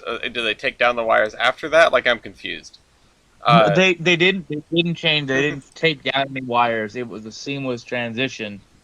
The newer equipment was meant to run on AC power. Yeah. Which obviously is incompatible with DC power. So all they did after this run in August of '84, they shut the power off and shut off the DC and turned it on to AC, and that's it. All right. Yep. And then the new electric started running. So I believe at this point, there already were some running, but it was not on every train, not on every track. Wires can get kind of messy. So, they literally just pulled the plug and plugged it back in. Honest to God, so I what I'm hearing forgot. is Go ahead, Jader. I was gonna say. So what I'm hearing is we could switch it back. Yeah, with enough Yes. money, anything is possible. I forgot that there was electrification like anywhere outside of the Keystone Corridor or Northeast Corridor. But The Lackawanna had quite an extensive, electrification out of Hoboken, as well as since then a lot of the Erie commuter lines have been electrified, as well as most of the Jersey Central commuter lines have been electrified. Not all of them, but most of them have. They've done a good job in the past 40 years, of electrifying Jersey. Because, you need it over there. they sure Yeah. do, and they need it in Connecticut too. And thankfully, we will have some improvements in Connecticut. Maybe not specifically with electrification, but it'll allow some speed ups and things like that. They broke ground this past Thursday on the new Connecticut River Bridge, which is going to be a very large-looking single-leaf bascule bridge higher up over the Connecticut River than the current single-leaf bascule bridge. It's going to replace the old truss between Old Lyme and Old Saybrook. So, very close over there to Essex. This is a $1.3 billion project.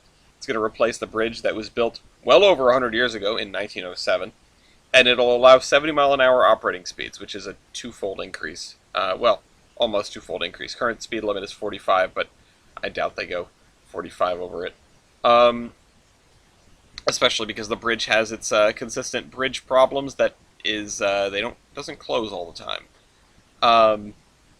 But yeah, so there was a $800 million FRA grant that is paying for most of this, and this is not the only bridge along the Connecticut shorefront that is getting attention. But it's also not the only coast getting attention. What's funny about the Gulf Coast project is that back in February of this year, there was an analysis about the proposed service and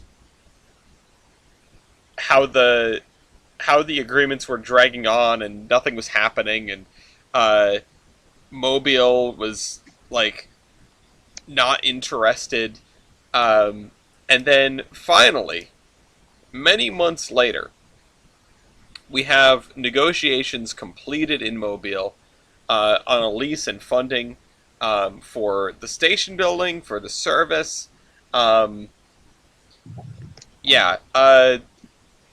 The city councilman who had opposed subsidizing Amtrak told the news agency that he had changed his mind. And he's comfortable voting yes, but he also says that the subsidy doesn't bind the city after the 3-year period, and other sources will have to be found, but it's getting the trains to run for at least a few years. So that's always good. Once you get these things moving, it's a boulder that's a little difficult to stop. You've got the pressure of the people to either keep paying for it or keep running it in some way or another. But yeah, Mobile backs agreements needed. And I don't know when exactly we're going to get this. I think sometime next year we'll have the first trains to Mobile from New Orleans. And that's, I think, going to be very helpful for that region. And I hope that they can keep them running and expand and, do more around that area. We also have some stuff up north. The Adirondack is going to resume soon, TM. The news story as presented says it'll come back. It's actually back already by this podcast. It says it will return Monday, September 9th. So New York State paid for about 40 miles of track repairs. I believe the track was owned by CN, and I know it says that New York State is paying for the repairs. I think the repairs in question were the ones in Canada on CN. So that 2+2 isn't there in this article, but I know that service was suspended because of issues north of the border. And because of a grant previously, New York State, I guess, had the money to do this. So, either way, the Adirondack is back, and I'm very thankful for that. It's probably the prettiest route in the Northeast.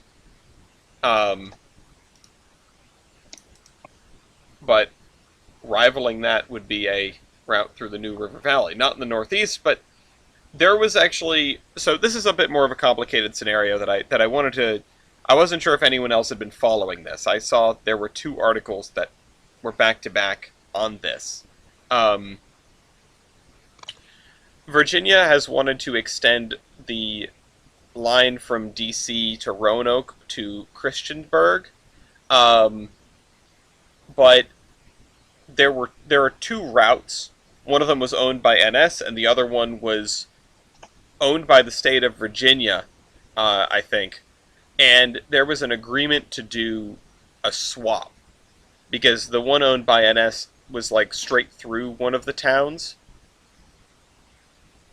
And I think this agreement has gone through now, which would mean that we might have state-supported Amtrak service to the New River Valley in Virginia. Maybe not in maybe not into West Virginia. But it would be quite. It's a decent little extension. It's a little extension that, it's the V line or the N line. Blacksburg, Christiansburg. They seem to have. I believe the agreement is that they are going to swap them with NS. Interesting. Yeah. Capital funds will help purchase of the Manassas line and infrastructure improvements in Roanoke to accommodate more trains and to run passenger service on Norfolk Southern's N line to Christiansburg. Yeah. I assume this means that NS will be then instead running trains over the parallel V line, but I'm not entirely sure. I don't know all of the railroad politics going on down there in Virginia, but the point is that this is it's a step towards more passenger service, and that's always good. Meanwhile, the Amtrak Conductors Union has announced a tentative deal that agreements, the negotiations have gone all the way back to July 2022, and the pay leave will be retroactive all the way back to July 2022, so it could mean a chunk of change in the bank accounts of conductors in relatively short order. That's 2,100 Amtrak employees that are finally getting a wage increase and an extra paid holiday, more away-from-home expense, and increased training pay, and substantial paid parental leave as well. So that's always good to hear. The point of this whole segment is not so much discussion, I suppose, but that Amtrak is doing generally okay. And things are, for the most part, looking up. Especially for that conductors union.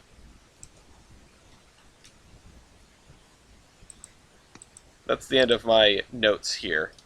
If anybody wants to jump on the horse. I figured there were some other union-related notes out there, other union-related articles. Yeah, I was wondering if that was a segue or not. Always can be if you try hard enough. Well, there were a bunch of articles that were related to the union. Some of them are good, some of them are bad.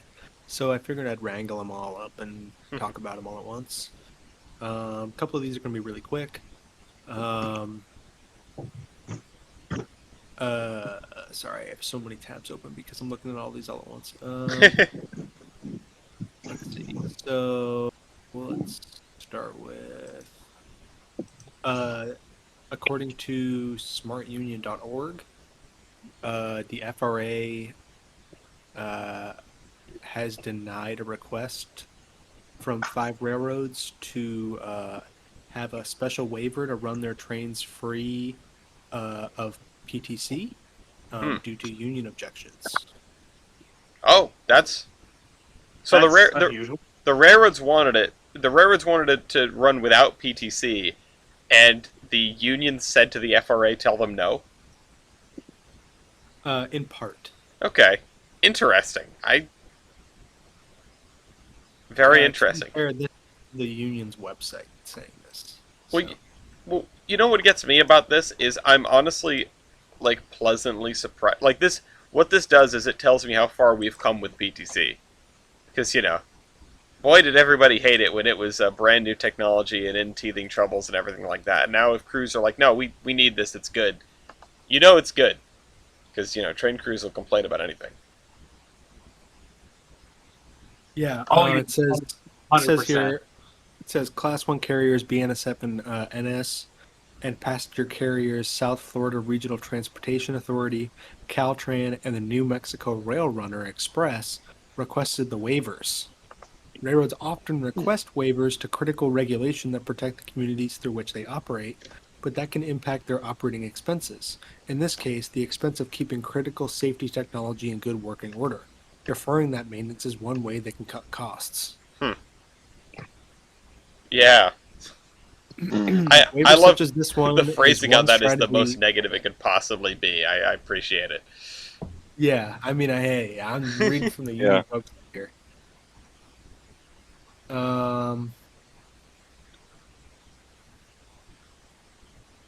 Let me see. Sorry, I broke your train of thought. I'm just yapping. It's a really interesting enemy of my enemy is my friend arrangement with PTC. Yeah. Yeah. It says waivers such as this one is one strategy the railroads employ to undermine the regulations they perceive as burdensome, despite the positive impacts the rules have on public and worker safety. God damn. Freight carriers often prioritize production over safety as they were trying to increase the speed of trains without the vital safety overlay of PTC. It's scathing. It's biting. Who wrote this? They need to go into they need to have a column. They inserted the letter here, so let's see if there's anything spicy in here. Can I open this bigger, please? Oh god, that made it worse. How do I open this in a new? It's like a reader inside the article. No, I don't think there's gonna be anything spicy in here. Damn. Not that I can find super quick. Oh, what other union news do we have? Let's move on to the next one. So let's see here. Another quick one. Presidential Emergency Board, appointed to address a labor dispute between NJ Transit and the union representing its engineers, has recommended that engineers receive the same raises that other unions have agreed to. No way. According to NewJersey.com, or NJ.com, NJ.com. they report that 3 members of the Presidential Emergency Board 251 supported New Jersey Transit's argument in support of the raises accepted by 14 of the transit agency's 15 rail unions, raises amounting to 12%, uncompounded over a 4.5-year term through June 30th, 2024.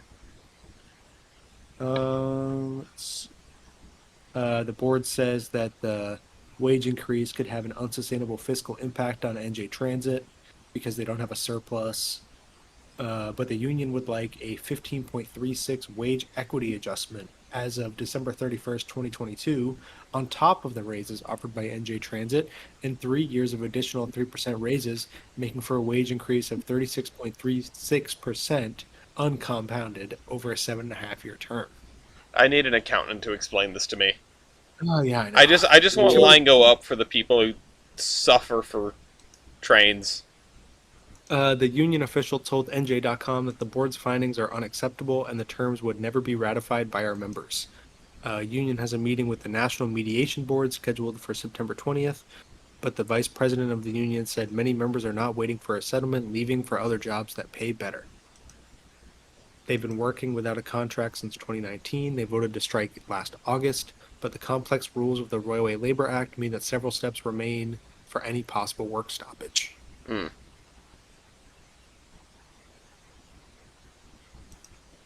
So that's that one. That's that one. I think we got one more, sort of rapid fire one. This is from OrlandoWeekly.com. Bright Lies quote. Bright Lies. Passenger Railway Brightline Florida hires union avoidance lawyers to discourage organizing workers. Union avoidance lawyers are just like Pinkertons with a suit on. It sounds Yeah. more like Yeah. Pinkertons. They have hired notorious lawyers from the notorious union avoidance law firm Littler Medelson, and they were internally communicating that they would prefer Brightline remain union free. Yeah, that sounds nefarious. The only time a railroad should remain union free is if the actual management is actively looking out for the well-being and care of their employees, like that of the DL. Yeah. I am not part of a union, and as long as I work for the DL, I won't be. Because, well, one, we don't have one, and two, management from the way top to the very bottom look out for us. And that is not true, even from the outside looking in, at a place like Brightline. Unionize. And I don't think it goes understated. The Brightline doesn't even look out for people on the track. No, they don't. Or is it the other way around? Well, it definitely is the other way around. But it's 6 of one, half dozen the other. Yeah. Hey, there are some benefits in the modern day for specifically railroads, and I mean this specifically toward railroads, to not unionize. That unions are not, are not always necessary. And it's generally true of the smaller companies, because smaller, we look out for each other. But the larger your company is, you won't probably want a union. If you don't need if you can collectively bargain by you and the 2 other people you work with, say, like walking into your boss's office at once, then yeah, you probably don't need a union. I feel like it's useful for most situations, certainly beyond like short line situations. And Brightline, if I worked for Brightline, I'd want my back to be covered, because they don't what's his back. It just doesn't strike me as a situation where my job is particularly secure. I know like Brightline by some measures turns a profit, but it exists because it's under the umbrella of the freight company, and if they decide not to do it anymore, it's gone. I don't get it, and I think it was East that said this to me a while ago. But Brightline primarily makes their money off of their stations and land that they own. Yep. Hey, I've heard this one before. Yeah, I feel like this is an extremely common occurrence with railroads. Yeah. The passenger service is just kind of something else they offer. Yep. So they don't get. The passenger service is what they use to make land values go up. Yep. Like things are already sky high down in South Florida. Yeah. But when I'm down there last stayed on a boat. just in general, doing this is uncool. I feel like that goes without Yeah. saying, but it So this also is the same is law being firm that said. represents. This is the same law firm that represents Starbucks. Oh, Oh. boo! Mm. And like, just to be oh. clear, Starbucks just lost, I think it was the NLRB just ruled that a bunch of the stores that they closed because they didn't want them to unionize, that was illegal. Oh, So Wow. this is who we're working with here. So What a concept. I'm yeah, sure this is going to go well yeah. for Brightline. So the union, which is interesting. This is good because these articles tie together. The Transport Workers Union is the union that these workers are trying to join, and they represent this union. They represent Amtrak's car cleaners and I believe, yeah, and onboard service workers, train attendants, cafe car workers. Vast majority of people working on the Northeast Corridor. These transport workers union members, which I'm assuming that this win for them kind of kicked the people in Brightline in the butt to kind of be like, hey, we want to join you guys.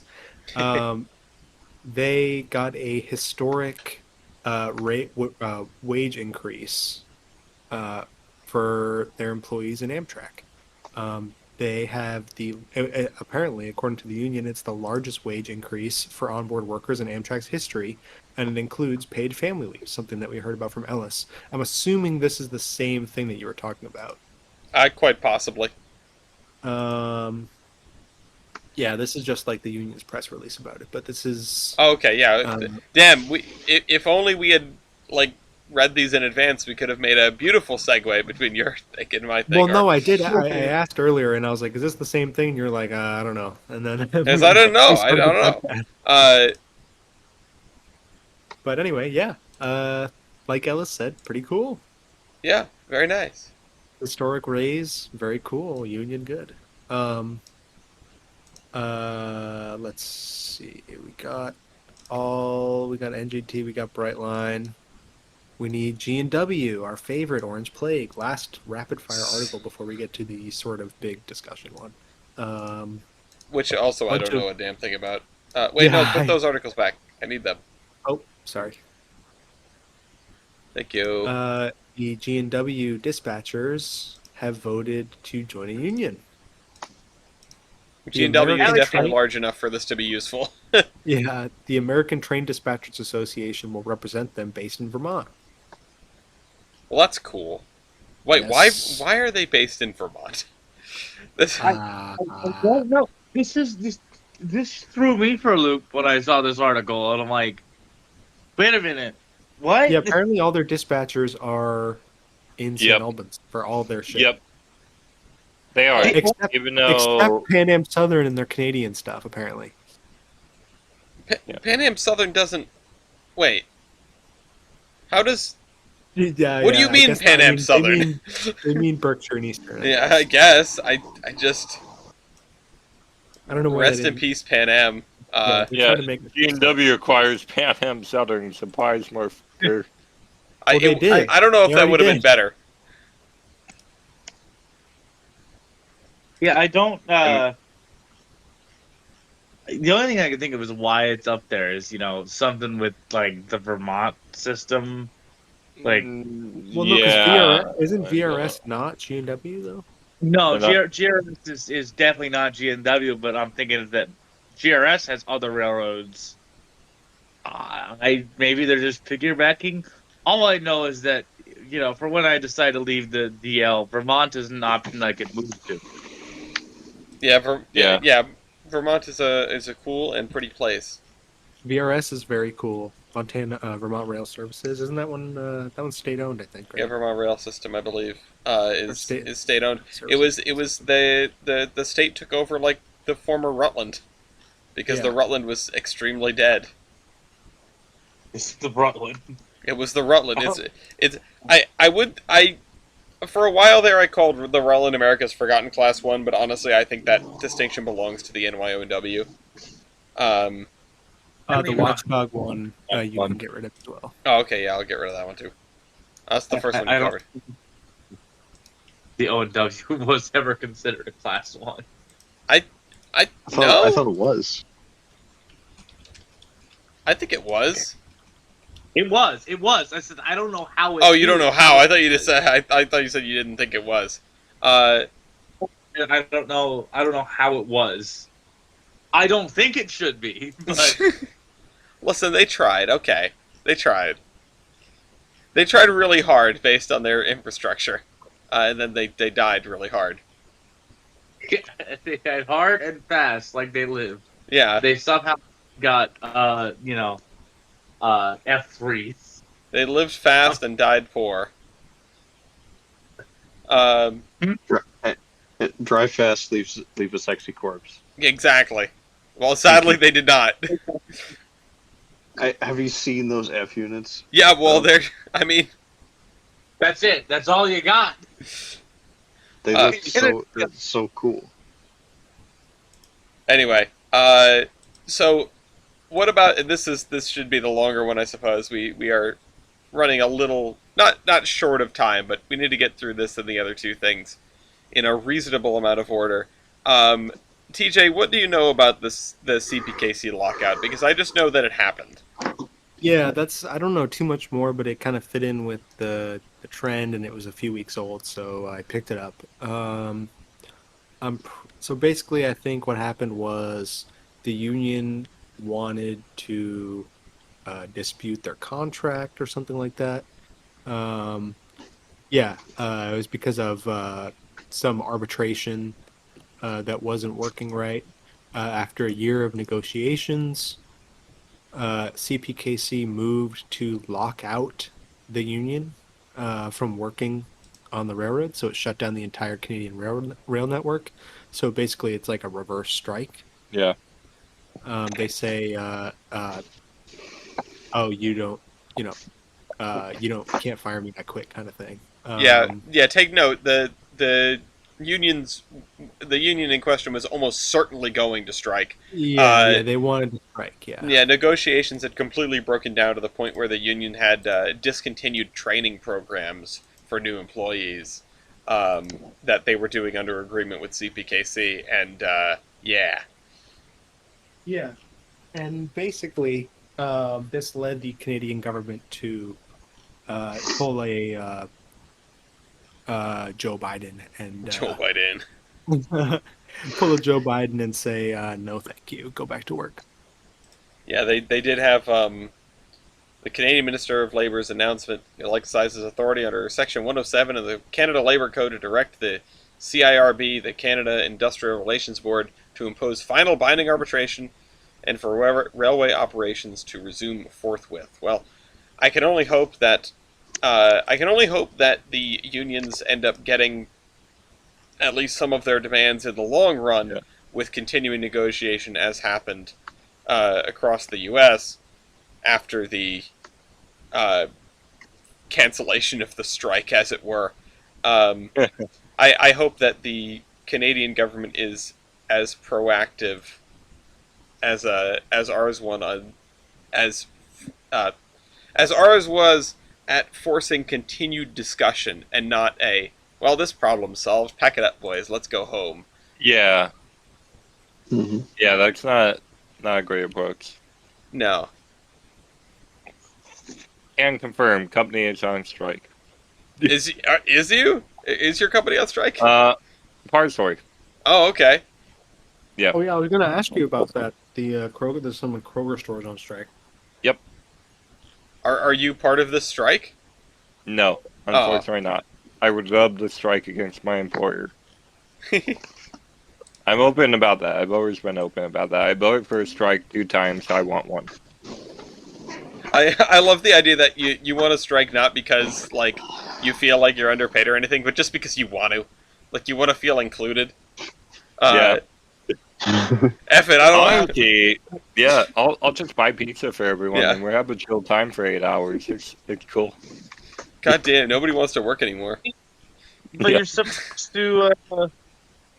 You're supposed to have the company buy you pizza to make up for all of their misgivings, Yeah. and Yeah. then get your own pizza. With Brad tracking. It's their pizza party. See, we had my Fine. company had a picnic, an employee appreciation picnic this Yeah. past week, and it was not a pizza party. It was not just a sad, like a little pizza party. It was almost like a potluck with the sect of the company that does internal stuff like that. One of the guys who's been there for 40 years, 40 years, made a killer sausage and peppers. It was great. Right. Yeah, that's one of the perks at working at a company with a bunch of rich people and a rich company is that like all the meetings are followed up by a like a catered lunch. Yeah, Yeah. yeah. When I like the once a month that I get to go to Boston, we get lunch paid for on the company's dime, and it's like, yeah, WSP is like a $bazillion company. This doesn't bother them. Yeah, yeah, Uh, we had yeah, DL. one time. Go ahead. Sorry, go ahead, TJ. I was just gonna say, yeah, like last week we had one, and my office was busy that day, so we went to the meeting on Zoom and continued to work, and then went over to the lunch afterward. And it was like a Mediterranean food truck. Ooh. Nice. It was very good. The Last semester we had we went to the Mexican restaurant down the street. That's like way too expensive for me to ever go to. That's why you have the company pay for it, TJ. Exactly. That's why it's good to work with rich people because they go to the nice places. Yeah. What did the exactly. DL give you, Casey? Did they give you like one sad slice of pizza? No. Dude, in the before times, I don't know how things $5 are. hot and ready. But anytime we have like any type of company wide meeting where we have to all gather in one place, none of us will show up if there is not food present. So usually we get pizza, you know. However, for the company harassment training, so we know how to harass each other the right way. You gotta know that. You gotta know that. It's the Yeah, railroad. that's very important. Company Christmas party, and then the company last year we had a company safety party as well, which was lumped in there. We got a nice big catered lunch at a local Italian place. We had penny vodka, nice roasted potatoes and all Ooh. kind of nice stuff, all delicious. And it's like, yeah, you spend the money to rent out that upstairs room up there now. While we You- come in here, fresh from work, covered in dirt and grease and grime and everything. It's great. It's great. And years ago, they used to have an open bar, but now they don't. Oh, Oh. there was too much harassment. There was. We used to have an honest to God open bar. I From the love the company. railroad. Like, You go into See- your annual harassment meeting, and they've got the Cumbres and Toltec lawsuit up on the big screen, and they say, "So, I'd like everyone to sit down." Please no, do not do this. yeah, and then Yeah. after the Christmas party, we all go out to the bar on the company's dime. Hell And yeah. get all kind of nice drinks, and we've had contractors come in and give us food and drinks before. Oh, it's great. Oh, speaking of which, this is a total aside, but I have to share this because this was really funny.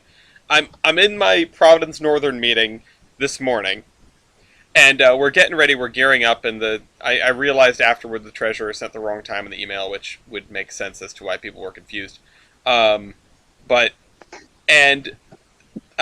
One of the guys turns to one of the other guys and says, like, "Oh, don't you have a bridge to move or something?" And I realized during the course of the conversation that that person B, the answer of the question, was on the team that was rebuilding the Providence Street Bridge over I-295 a few weeks ago. Actually, that's the bridge that I had to leave early for, Casey. Oh, okay. And I said, "Oh shoot! Like you were part of the Providence Street Bridge, replacement." And he goes, "Yeah," and I said, "Oh, I had to go over there. I visited the work site. I drove the detours, blah blah blah, because we're doing the Route 113 bridge closure." He's go, "Oh, I'm on that project too. We were just looking at those detour plans." And I said, "Wait, you were looking at the detour plans?" He goes, "Yeah."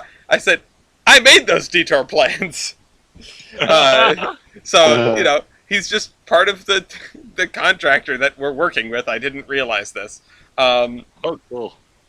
So, I hope that doesn't I hope that doesn't count as a conflict of interest that I now have to report to HR or something. But now I can look at the comments that I got and roll my eyes even harder. But Oh, that's great. yeah, no, if I don't, hopefully I won't, get in trouble for this and get fired for no good reason. Like someone else that might come up. Shader. Yeah. I just wanted to weigh in on the company lunch thing. Oh, go ahead. Yeah. I work in the field. I swear, I think my company, they have like I don't know if it's company wide or at least the people that work downstairs. I swear they have like some kind of little lunch thing. Like it's like every other week. Like we'll come back at the end of the day and there's warming trays and extra buns and stuff. Oh, But nice. I work in the field, so I don't ever get to see that or eat any of that. No, you got to make a friend like in the office and be like, save me some, just put some on a plate, put it in the fridge. I mean, I want out of there Yeah, to do something greater, but we'll see. yeah, Don't- but in the don't meantime, work- free food. There's nothing there. Well, that's when you get back. There's nothing there. Yeah, there's like some buns. That's it. Free buns. But Who doesn't like buns? I mean, I like buns, Nice. but I'm gonna like, I'm gonna go and Jader, you gotta just take all the buns, every single one, just whatever's left, just start sliding stuff into like a tote bag. I honestly might start doing that. If you do it in a high-vis vest, they won't question you. That's just how things work. yeah, Saki. Yeah. Saki. That is true. And this is why Gareth should have questioned his dismissal in a high-vis vest. Segway. Yeah. Segue. Woo. Ka-chow. So, our boy, friend of the pod, Garrett Dennis, recently got fired for criticizing some safety concerns at London Euston Station. Friend of the pod who doesn't know we exist. Yeah, exactly. Yes, And we're unfortunately. his. It's the What- parasocial thing. Yeah. Once the rail natter, well, there's your problem, Terminus crossover. One day there's like a vague spaghetti loop of ways we could end up there, but maybe Yeah. on the 20th anniversary of the Terminus. We know a podcast. guy who knows a guy who knows a guy. See, I talked about something similar like this with my cousin. Like, if you could map everybody that knows everybody on a map and start drawing, the picture of the guy that has all the pictures up on Yeah. the board. He's Yeah. got connections going everywhere. It's like I that. love the string lines of like across the country and across the world. The question is, how far are we from Hilarious. Kevin Bacon? Or like the pins in the wall at the sea, Yeah. seashore. Exactly. How far are we from Gareth? Well, there's the I think we're 3 jumps from Gareth because it's maybe 4 because it's myself to Heist to Mark to Wings and Strings to there's your problem cast to Gareth. So that's what 1, 2, 3, 4 things away for me or 5 from Muse. 4 for Casey, I guess. Yeah, I think I mean, I don't even know if I would count myself, but I'm like technically like 2 or 3, maybe 4 away. Really? I'm technically 4. I might be able to 4 or get 5. maybe 2 or 3. I don't know who Chris Eden Green knows. Oh yeah, that's a good one. I don't know if he knows him or not. Maybe. Not the UK is a small place. How Yeah. how difficult could it be?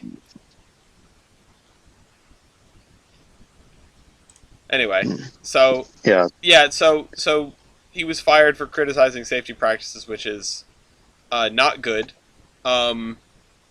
believe it or not. Yeah, no, not good. This is. He's just lucky this is Britain. Otherwise, he would have been, never mind. Boeinged. Well, actually, I mean, I don't know. Is Hmm. the UK like even less friendly to labor than we are? Is that I, wrong? I don't know. Probably For depends who you some ask. reason, I for know some reason, I feel historically like they they're- have, but I feel like historically they're. Or I feel like contemporary Britain Yeah. is worse than the U. I don't know. I'm talking out of my ass. I feel I like I don't- remember at I one don't point know I could anymore. vote, but not anymore. Yeah. But the point is, with this is not good. PSR, Yeah, not No, good. no, Not Yeah. good. no, Not- no, not this, good. no, this is a very bad situation. Well, actually, you know what? One thing that is very good I'm so is that tired. he's Gareth Ennis Yes. and not some random schmuck. Yeah, that's true. Because you if know. he was a random schmuck, he would not have these articles written about him. No, that's That- true. Like that is- this is that is actually true. like in the press. I mean, it's in railtech.com, which I don't Well, know. no, how- there was like a political article too. Oh, I was think. there? yeah, political Yeah, there was naive. Yeah, there's a Politico UK. Yeah, the second one. Yeah, Politico Okay. EU. Um, Like it's in the press. You know what I mean? and I'm trying Yeah. to get the details here. Talking about conditions Yeah, of overcrowding, you've got one or more delayed or canceled trains. You end up with thousands of people in the concourse, and as a result of that situation, the station becomes unsafe. It was a very tame interview, and apparently, that was the issue. Apparently, that was the problem. Um, Months later, I'm called in. There's a brief meeting. I provide the evidence behind my claim. I now know this was forwarded by my former CEO to Network Rail, to ex-Network Rail chair Peter Hendy. Um, so, yeah. So, X, I guess it worked, right? It's important to the industry that Hendy now loses his job, so I assume this is an update, because this seems to have worked. Hendy doesn't appear to have paid any attention to the evidence and just ignored it and said this isn't good enough, there needs to be consequences for this individual. So, yikes. This is not the only recent situation of a whistleblower getting into trouble. To exclude the Boeing situations, even, because of how much those have been memed to death, there was an article that we had for a very long time regarding I think it was a BNSF crew member, BNSF employee that had spoken out and then gotten sacked as a result. BNSF or UP, I think. Sadly, we don't have that article anymore, but I want to say it was BNSF. I feel like it I was wanna about say- the attendance policy. Yeah, I But I'm want not to say sure. that it's in the wheelhouse of BN to do that. I don't disagree with that they would do it. I'm just maybe they did. Again, it was either them or UP. It was one of the Western roads, and BNSF sounds right. But yeah, it's not. The problem is you really want these kinds of things. You want the people on the ground floor to be talking to the higher ups and bringing up problems and things like that. And when you penalize someone for doing that, it not only is just a bad look, but it just places all sorts of stuff at risk. You know, you don't want to not find out about problems until it's too late and someone's dead. And the UK really does have a history of overcrowding and crush incidents. Maybe not so much at train stations, but still. Yeah. So, they've also got a lot of legacy infrastructure, which is one of the things that gets talked about in this article. That he says that, it wasn't. He wasn't calling out the situation and saying that it was. This person. Yeah, that it was any particular person's problem or like a terrible mistake or anything. Just that it's a problem that has to be, considered and mitigated, and is a result of this legacy infrastructure. But yeah, I don't know what all we can say about that other than that it's bad. Yeah. It do be bad. It do be bad. It should, Yes. I hope he can. I hope he gets his job back or something. I don't know if he wants his job back. If I was him, I would. Yeah, I wouldn't. I don't know I if I wouldn't would, either. but you know, Yeah. I wish I had more to contribute to this, but I'm gonna be honest. I skimmed Yeah, the Railtech article. we're very got lost in the underprepared this details, week. and I'm really tired. So yeah. I'll admit, I can't really say too much about it either because it's not really my wheelhouse per se.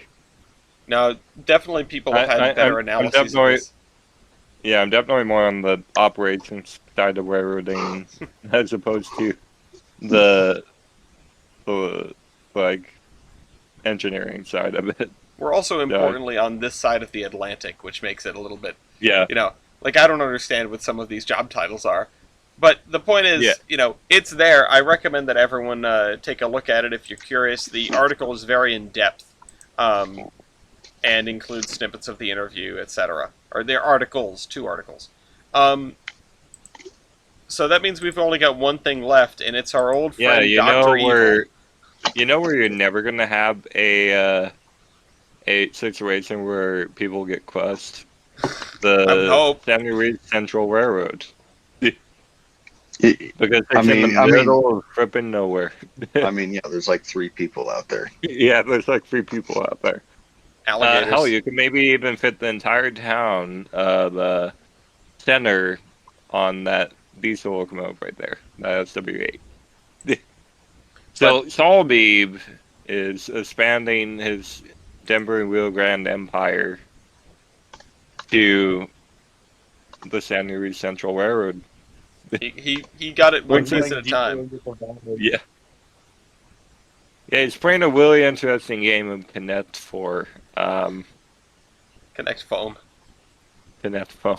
Yeah. I just. So let me buy the CNTS win. Oh God. Yeah. Oh my goodness. So this is the same guy that was trying to purchase Tennessee Pass. This is the same guy who tried to purchase an abandoned baseball stadium here in Rhode Island. This is the same guy who has like $1 billion. His net worth is multi-billion-dollar. Oh yeah, 100%. And I don't really know where that money came from, but I know he's rich as hell, and he looks like just some dude you'd run into on the south side of Boston. It's like the most not rich person look I think I've ever seen from a rich person. Well, that's how you know someone's really rich. Yeah, they just don't Yeah. give a damn anymore. Yeah. Yeah, They right. just don't look Mhm. rich. They just try and have fun, which I Well, think that's is the thing, what because, like- Soleviev is doing here. Yeah, I saw something that was like, yeah, like their clothes are like they look normal, but they're like designer versions of the clothes Yeah. that Yeah. people wear. My Yeah, designer graphic band T-shirt. Exactly. But Colorado Pacific San Luis Railroad, which is former San Luis Rio Grande, has filed a notice of exemption to acquire and operate the San Luis Central from milepost 2 to milepost 15. Where is that? Yeah, he's just expanding his network that he already has down there. That's I beautiful. didn't even know that the San Luis Central at Sugar Junction there was even its still owned solvent company. Yeah. Like that was the thing that I learned from this. I was like, wait a minute, Sugar Junction actually was a junction? Like it It's still This Yeah. is. I'm pretty sure the San Luis Central is just like. It's like in Open TTD when you send all of your trains to depot and set all of your track to the lifted track and pay nothing. But Yeah, you're pretty not much. running any trains. You're just sort of coasting on the $600 a year cost of maintaining a company and nothing else. Yeah, pretty much. it's like, huh? Like I wish I had known that while I was out there, because I would have said to Ellis, "You turn up. We're gonna go up the valley here for a little bit. And see what? Some more empty train tracks? It's not like there was going to be anything happening. Quick, make a right here at Sugar Junction. Let's go." We would have been late meeting you there, Milky.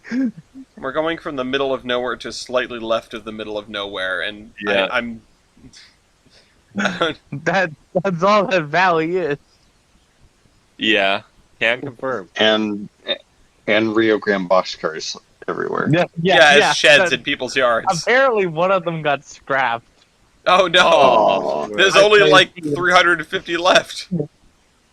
Yeah. Oh no! What a great loss. I love how Graham was first explaining that to me. Like, yeah, there's going to be a ton of these out here, and I didn't believe him. And then there's 1, 2, 20. What the fuck? Yeah. Well, up in our car, we came over the mountain there on the pass, on Levita Pass, and I'm like, oh hey, look, a boxcar. As we're looking over at that thunderstorm. Oh hey, look, another boxcar. Hey, wait a minute. You know, if I had a nickel for every time we saw a boxcar in somebody's yard, I could have bought us all lunch. Yeah. Oh, Even in my car, we saw a whole bunch of abandoned boxcars. I'm Like, sure. not even just real grand ones. Just like, oh, hey, there's like 4 Santa Fe Leafers to our right. What?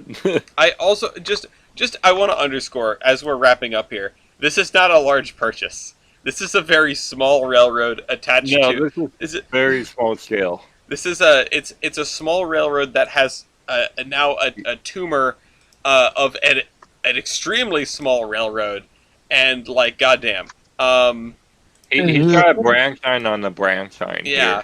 Here. Literally, that's what it is. Anyway, Like that. I think Sugar Junction is the current end of track anyway.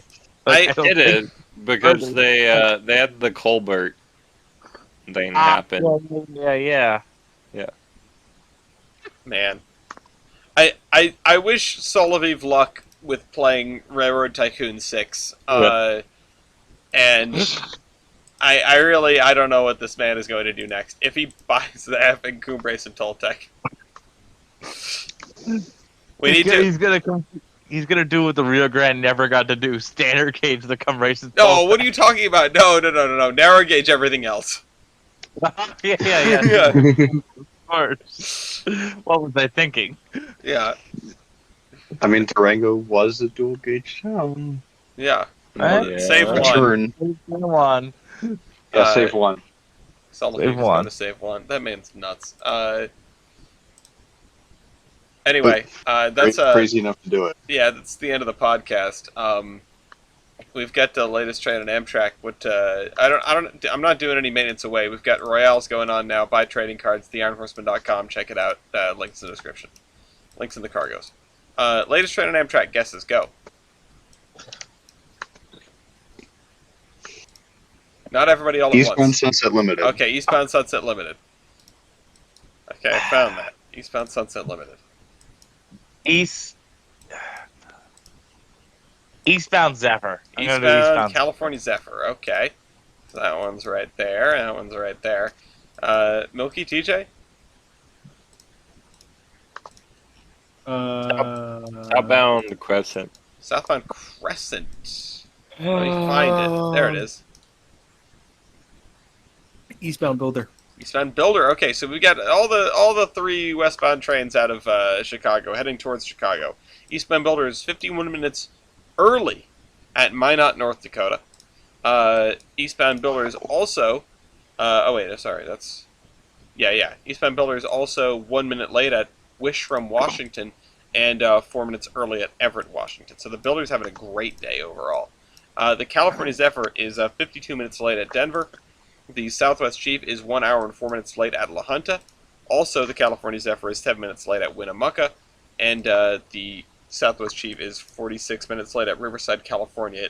It picked up almost an hour of delay between LA and Riverside. I don't know how that happened. The Southbound Crescent is 1 hour and 29 minutes late at Lynchburg, Virginia. The latest train in Amtrak is, in fact... Well, let me check these guys over here, but I don't think these are it. Because these are a bunch of Pacific Surfliners. No, they're not that late. The latest train on Amtrak is the Texas Eagle to Chicago, 4 hours and 21 minutes late at Mineola, Texas. Ugh. Yeah. Oof. It picked up 3.5 hours between Dallas and Mineola. I wonder how that happened. Oh, that's better than 11 hours. Wasn't there like the remnants of a tropical storm somewhere around there? That's over in Louisiana, not Texas. Back in Louisiana. Uh, That area's all the same. no, it's definitely wetter over there, and it's drier in Texas. No, It's but probably drier in Ohio. well, I mean, you guys been droughting? It's been like a month since it's rained substantially. Everything is all the grass is dead. Damn.